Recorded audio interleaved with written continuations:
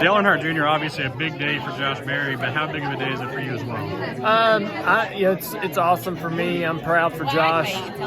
It's kind of a big relief, right, to finally see him get an opportunity like this. I couldn't think of a better fit for Josh or for Stewart-Haas Racing. I think they're going to go together really well. I'm excited for him to work with Rodney. I think that's a great pairing. And I've been pulling for Josh to get chances, and I couldn't imagine, like I say, a better fit. And so this is just listen to the words and how excited they are about having him, and how excited he is to go prove himself. It's a great thing for NASCAR. It's a great day for NASCAR to be having announcements like this. I don't want to overstate it, but pretty proud and pretty excited for Josh. Yeah, and as a guy who's a historian of the sport, how cool is it to see a guy take like an old school throwback path to the top? Everything about this does have that feel to it. I know that he's earned it, and there's that story, but it's also a story of his age and his maturity. We sort of cycled into this habit of looking younger and younger and younger and trying to find the next superstar and hanging on to that driver while he develops. And the other route and the alternative to that, which I think can be equally successful, is the already developed plug-and-play, win-ready driver. And I think that's Josh. I think Josh, there'll be some gelling with the team and Rodney, but there's no reason why Josh couldn't be competitive right out of the gate. And he has racecraft.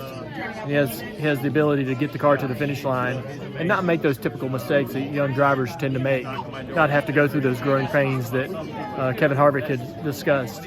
And so that's what's unique to this, I think. And what will be fun to see is if this actually opens the eyes of some other owners and so forth to look not just at that younger demographic, that younger driver, and see a broader picture of what's possible in terms of who can drive the race cars and be successful.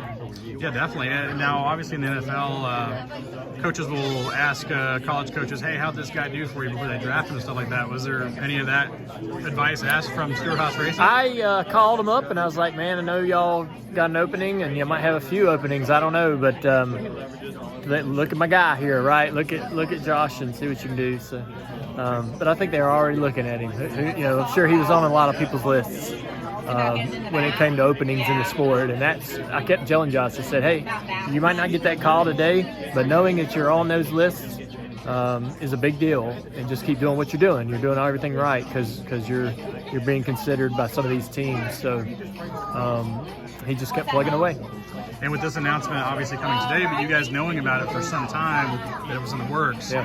Do you have any ideas, any thoughts, any direction you want to go with who takes over Josh Berry's ride next year? We're working on that. I mean, we got to get this announcement out of the way first, and then we can start really. We've got a lot of opportunity and talking to a lot of different drivers about what's possible, and we'd love to be able to have that all done tomorrow, but it's going to take a little time, I'm sure.